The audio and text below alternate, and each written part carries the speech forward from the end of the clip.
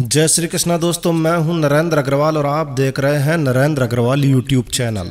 सावन मास में भगवान भोलेनाथ और माता पार्वती का पूजन क्यों किया जाए? भगवान भोलेनाथ की पूजा का क्या फल प्राप्त होता है? भगवान भोलेनाथ के व्रत का क्या फल प्राप्त होता है?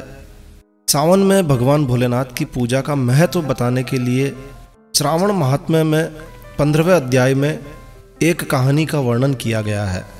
तो आज इस वीडियो में हम आपको श्रावण महात्म्य से 15वें अध्याय से बड़ी ही अद्भुत कहानी आपके साथ शेयर करने जा रहे हैं। तो पूरा वीडियो देखिए, बड़ी ही रोचक कथा है, बड़ी ही रोचक कहानी है और इस कहानी को सुनने मात्र से भोलेनाथ की कृपा प्राप्त होती है। तो आइए शुरू करते हैं। तो ये बड़ी ही प्राचीन कहानी है, बड़ी ही प्राचीन बात है। एक नगर में रोहित नाम का एक राजा हुआ करता था। शादी के एक लंबे समय बाद भी उस राजा के कोई पुत्र नहीं था और तब पुत्र के अभिलाषा के साथ रोहित नाम के उस राजा ने ब्रह्मा जी का कठोर तप किया, कठोर तपस्या की। एक दिन ब्रह्मा जी प्रकट हुए और राजा से कहा, कहो राजन, तुम्हारी क्या इच्छा है, वरदान मांगो। राजा ने कहा, हे प्रभु, आप तो अंतर्यामी हैं, आपसे क्या छुपा है, बस मेरे एक पुत्र की कमी है, तो कृपया करके मुझे संतान दीजिए, पुत्र दीजिए। तब ब्रह्मा जी ने कहा, देखो भाई, तुम्हारे प्रारब्ध में पुत्र प्राप्ति नहीं है, तुम कुछ और वर मांग लो। लेकिन राजा माना नहीं और पुत्र की लालसा लिए वो लगातार फिर तपस्या करने लगा। इसके बाद जब राजा तपस्या करते करते उनके जीवन में संकट आ गया, मरणासन हो गया राजा, तो ब्रह्मा जी पुनः प्रकट हुए। बोले, है राजन, तुम इतनी कठोर तपस्या मत करो, तुम्हारे प्रारब्ध में पुत्र नहीं है, लेकिन फिर भी तुम यदि पुत्र की कामना रखते हो तो मैं तुम्हें पुत्र का वरदान दे देता हूँ। लेकिन सावधान, तुम्हें पुत्र की प्राप्ति तो होगी, लेकिन वो अल्पायु ही होगा। तब राजा और उसकी पत्नी ने आपस में विचार किया कि चलो कोई नहीं, अल्पायु ही सही, कम से कम बांझ कहने से तो बचेंगे, संतानहीनता की निंदा तो नहीं होगी। तो उन्होंने कुछ समय पश्चात ब्रह्मा जी से वरदान ले लिया, दे दो भगवान। तो ब्रह्मा जी के वरदान से रानी गर्भवती हुई और उन्हें पुत्र की प्राप्ति हो गई। राजा ने विधि पूर्वक उसके सारे जात कर्म, सभी संस्कार इत्यादि किए। राजा और रानी ने प्रेम पूर्वक उस पुत्र का नाम शिवदत्त रखा। अब समय बीतता गया, राजा का पुत्र बड़ा होने लगा, लेकिन राजा को तो मालूम था कि ये अल्पायु है, तो उसने उसका विवाह नहीं किया।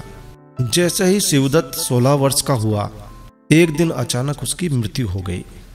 अब उसका पुत्र तो ब्रह्मचारी ही मर गया, उसका तो विवाह भी नहीं हुआ। तो राजा को चिंता होने लगी कि जिसके कुल में यदि कोई ब्रह्मचारी ही मर जाए, उसका पुत्र ब्रह्मचारी मर चुका था, तो उसका कुल का तो नाश होना निश्चित है और वो दुर्गति में पड़ जाता है। अब ऐसी स्थिति में क्या करें? तो किसी ने उन्हें उपाय बताया कि यदि कोई स्नातक या ब्रह्मचारी या कोई कंवारा ही मर जाए तो अर्क विधि से उसका विवाह कर देना चाहिए। लेकिन राजा ब्राह्मणों के द्वारा इस उपाय को सुनकर विचार करने लगा और उसने कहा कि अर्क विवाह तो मुझे गौण प्रतीत होता है, ठीक नहीं लगता है, क्योंकि कोई भी व्यक्ति मरे हुए व्यक्ति को अपनी कन्या नहीं देता है। अब मैं राजा हूँ, अतः मैं उस व्यक्ति को अनेक रत्न तथा बहुत सारा धन दूंगा, जो कोई इसकी वधू के रूप में अपनी कन्या को प्रदान करेगा।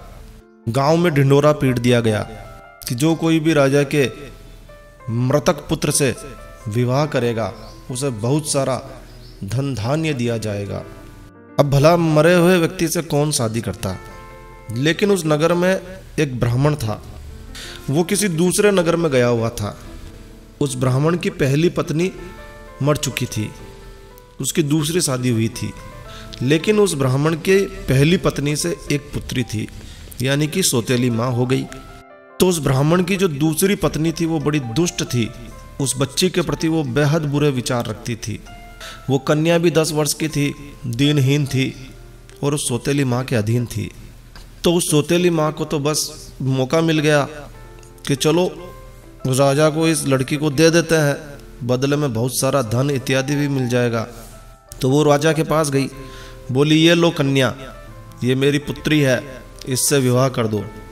और 1 लाख स्वर्ण मुद्राएं लेकर उसने कन्या राजा को सौंप दी। अब कन्या को लेकर वो लोग नदी के तट पर शमशान भूमि पर गए और शव के साथ उस कन्या का विवाह कर दिया।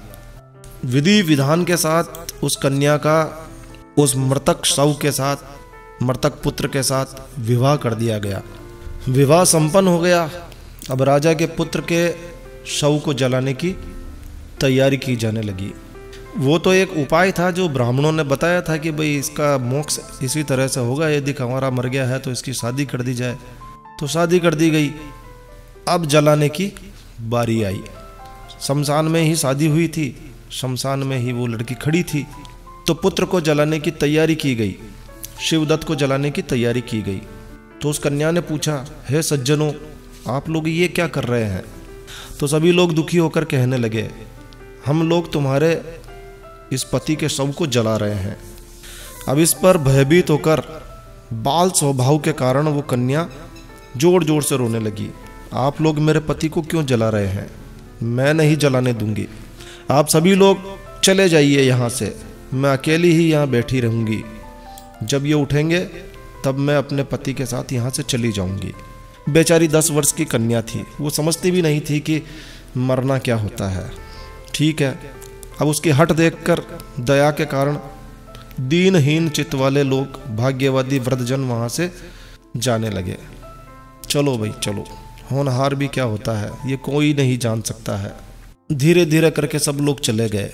कर भी क्या सकते थे? सभी लोग जानते थे कि सौतेली पुत्री का भाव रखने के कारण सौतेली माता ने इस असहाय कन्या को राजा को बेचा है, और हो सकता है कि भगवान इसके भाग्य से कुछ चमत्कार हो जाए। अब हम इस कन्या को तथा इस शव को तो जला नहीं सकते हैं, इसलिए सभी को अच्छा लगे तो यहाँ से चल देना चाहिए। सभी लोग एक निश्चित होकर वहाँ से चल दिए। शमशान भूमि पर रह गई केवल वो कन्या और उस कन्या का पति का शव। अब वो बाल स्वभाव के कारण ये सब क्या है उसे तो वो जानती नहीं थी, लेकिन भय से व्याकुल होकर वो कन्या एकमात्र शिव तथा पार्वती का स्मरण करती रही, रोती रही, शिव का स्मरण करती रही। अब उस कन्या के स्मरण करने से सब कुछ जानने वाले, दया से भरपूर, दया से पूर्ण हृदय वाले शिव पार्वती वहां प्रकट हो गए।